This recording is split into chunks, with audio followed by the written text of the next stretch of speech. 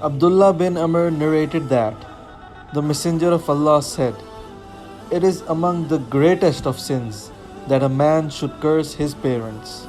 They said, "O Messenger of Allah, does a man curse his parents?"